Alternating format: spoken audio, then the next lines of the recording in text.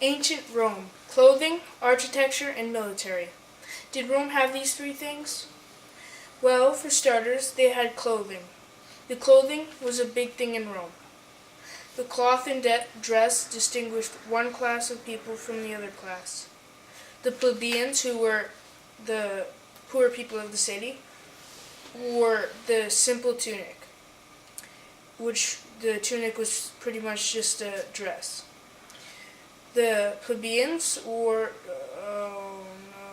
the tunic worn by patricians was of linen of fine wool. The patricians were the citizens of Rome, so like the normal town people. So the tunic was just a dress. A magistrate would wear the tunica and rustic, like this one right here. The senators wore fancy tunics with purple stripes, called clavi.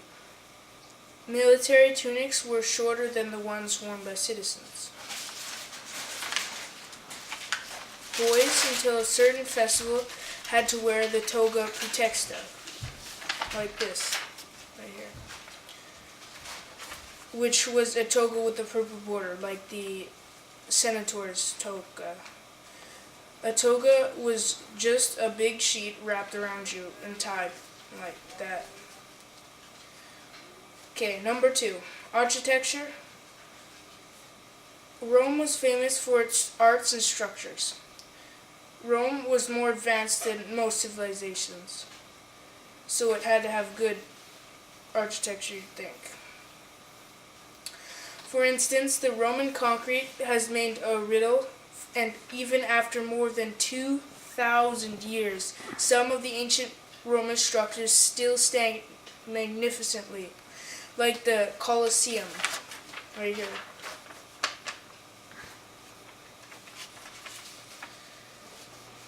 Located in the busiest district of today's Rome, Roman cities were well planned, efficiently managed, and neatly maintained. Palaces, private dwellings, and villas were elaborately designed, and town planning was comprehensive and provisions for different activities by the urban resident population, and for countless migratory populations of travelers, traders, and visitors passing through their cities. Okay, number 3,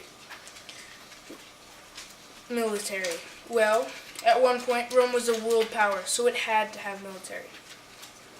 The army was governed by 2 consuls. These consuls were elected each year. And in the early to mid-republic, were assigned a consular army and an area to control or campaign on. Control of the army had began to be tied into political ambitions of individuals, leading to the political triumvirate of the late 1st century BC and its resolution in a supported civil war that led to the Republic's collapse. The empire was increasingly plagued by usurpations led or supported by military conspiracies, leading to the crisis of 3rd century, AD 235 to 284, in the late empire and eventually final decline. The history of Rome is inseparable from its military history over the roughly 13 centuries that the Roman state existed.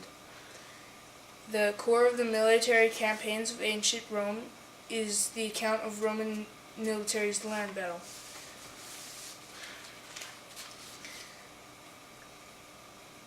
From the conquest of Italy to its fights against the Huns and invading Germanic people, which shows where it conquered Rome, right all around here, the orange.